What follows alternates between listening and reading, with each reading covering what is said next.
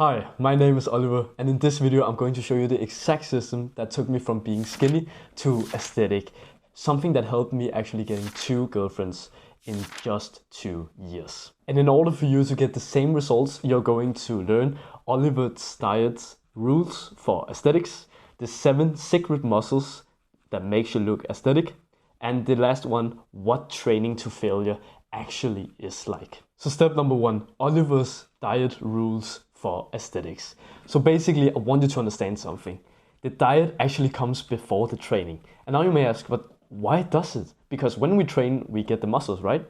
You can just eat anything you want, can't you? And here I am to give you the truth. And no, you can't just eat whatever you want to, because let me give you an analogy. Think about a car. Different cars have different fuels that they need to get. If they don't get the fuel that they need to, what is gonna happen with the car? Exactly, it's gonna break down, it's maybe gonna burn the motor, all of these different things, right? And it's the exact same thing with our bodies. What happens to you when you eat junk food, seed oils, all of these unhealthy things? Your body reacts to it.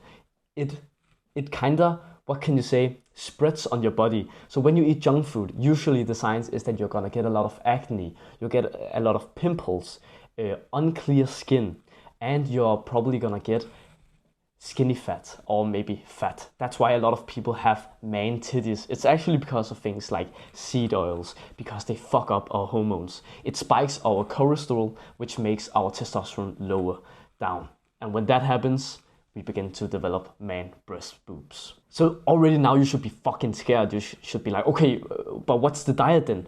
Let me tell you it all. So it all starts with the 3 macronutrients that you need to have every single day. And those are carbohydrates, or just carbs, protein, and fats.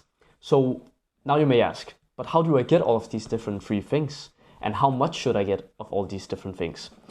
Just the most important one that you need to get is the protein. We want to get at least 2 times our body weight in protein. So let me explain that in a bit more understanding way. So I weigh, for example, roughly 70 kilos. If you times 70 kilos by 2, you get 140 kilos. This means that you should at least be getting 140 grams of protein every single day. And yes, this will be way more than what you have currently been eating, because your parents and your doctors and everybody else have been telling you that you should just be getting 80 grams of protein, because if you get too much protein, your kidneys will get all fucked up, which is an utterly fucking lie, because there's literally no research that that's what happened. The only research that wasn't this was because people ate sausages, and we all know that sausages from fucking pigs is fucking unhealthy as fuck. So that you can really compare that to a healthy steak or chicken or turkey, all of these healthy protein rich foods. So here is a list of foods that gets you the carbohydrates. Basically, carbohydrates is what fuels you with energy, and those are the things like rice, potatoes, it could be fruits. These are all healthy 1 ingredient foods. For the protein, I just want you to think about red meat basically. So these are things like red meat, like a ribeye steak, steaks in general. It can be chicken, it can be salmon, all of these healthy different meats. For the fat, we want to have olive oil, or we want to have nuts, not with all kinds of seasonings on. The only seasoning that you can have on is salt, because it's healthy, because it's packed with a lot of electrolytes, which also gives you energy. Then also actually fish, I said salmon before, it's packed with omega-3, which is healthy fats, so that's why you need that as well. Okay, so now that you understand that you should only get 1 whole ingredient foods, basically natural foods, not junk food and all this shit, you may be asking, but how much should I eat of it per day? There's a rule that I want you to remember. It is, if you want to bulk up, which is what I believe that you're gonna do because you're watching this video, then you need to be eating 6 meals a day. I know it sounds like a lot, but you need to be eating 6 meals a day. The way that we want to split up these 6 meals is to get in at least 20 grams of protein each meal. Of course, if you weigh more, so if you weigh like 80 kilos and you're skinny, then you will have to eat a lot more, of course. Then you will need to eat around 160 grams of protein. Again, time your weight by 2, multiply it by 2. This is the most effective way to activate the protein synthesis. Basically, I know it sounds complicated. Basically, just for you to understand it, it's just so that your muscles keep repairing itself. So basically, we need to go to the gym, right? When we come from the gym, we eat. That's when the protein synthesis is happening, because we fill our body with nutrient foods like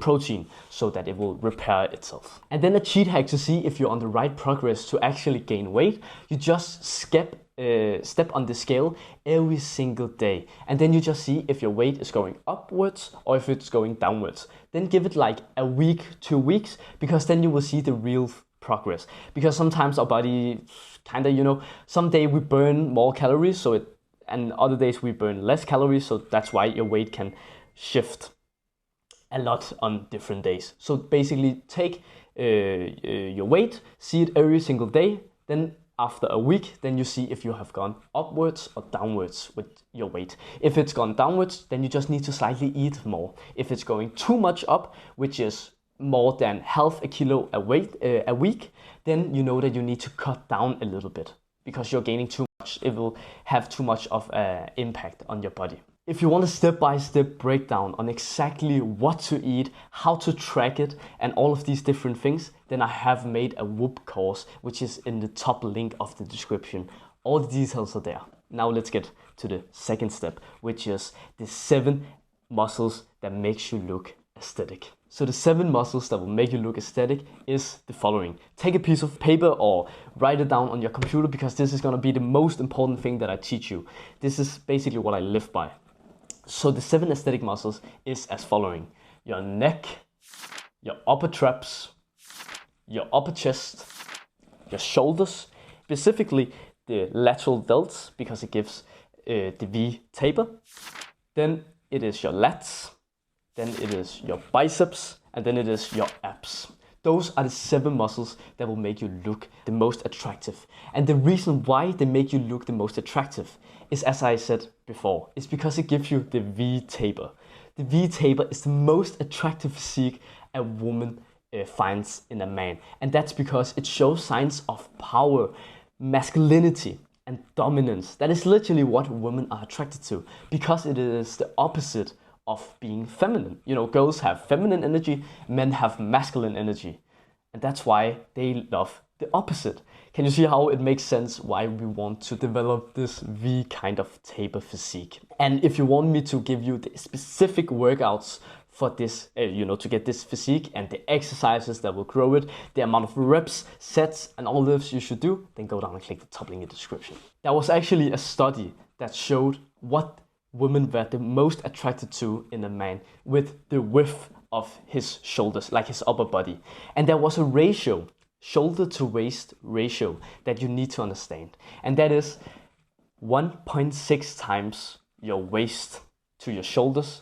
That's the perfect length. So basically your waist, the length of your waist times 1.6, that's the width that your shoulders and your back should have.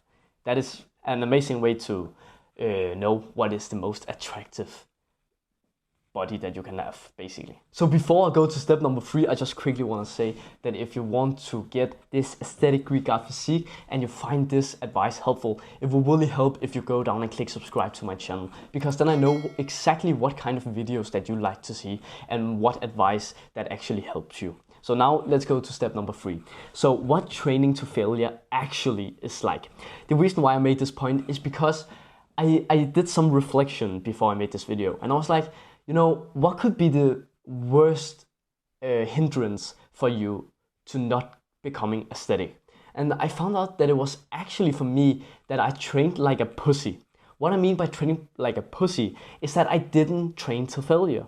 So for example, if I did an bench press, let's say that I needed to get between 8 to 10 reps. I got my 10th one, but I actually had 2 or 1 more inside of me. But just because it was in my rep range, I was like, nah, it's good, it's good. Do you think that I grew like that? Do you think my muscle had to adapt, had to change Obviously not, because I didn't tear the muscle apart. Like, how the fuck am I gonna grow my chest stronger if I'm not even pushing it to failure and not even tearing it apart? It has to fucking hurt. I want you to understand this. It has to fucking burn in your muscle when you're doing a set. If it doesn't burn, you're not doing it properly. So basically, how can you train till you know that you are at failure? It's so simple. It's literally just when the weights are beginning to go downwards instead of upwards. So if you're sitting and doing a bench press and you go down and you try one more, it goes like this, but then it begins to go down like this, that's failure. That is fucking failure.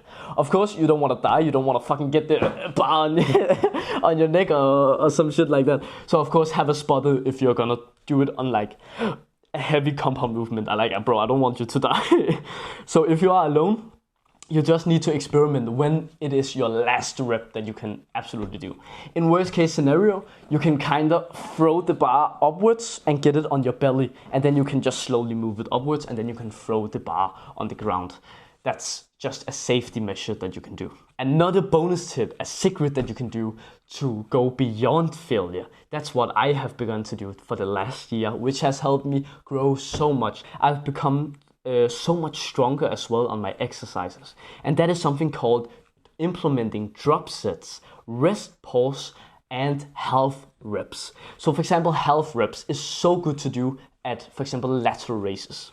When you do lateral raises and you as I said, your weight, you begin to go downwards instead of upwards, right? You can literally do half reps. So just doing half the motion, half the motion, half the motion. You can really squeeze out the last strength that you have in your muscles. And that's why it is so effective to implement these things. But for example, for a bicep curl that you're doing, you can implement drop sets. Basically, drop sets is just when you have done your last set and you have done it to failure and you can't get one more rep, you just drop the weight and then you simply lower the weight and then you do another set, and then you just drop the weight again, another set. You think this is crazy? Probably, but it's the most effective way to completely kill your biceps. I really hope that you got some value out of this video, because I really have taken a lot of time to really think about what would my younger self have wanted to know. Some advice of when I was going to the gym for the first time, or maybe I've been training for a year but I didn't really see the progress that I wanted to see. And this is what I came up with. This is the most important tips that I have learned over my past 3.5 years of fitness training journey. So if you want to follow more of these advice and become an aesthetic fucking Greek god, I really think that it will benefit you to go down and click subscribe. Thanks for watching and have a wonderful day, bro. Mwah.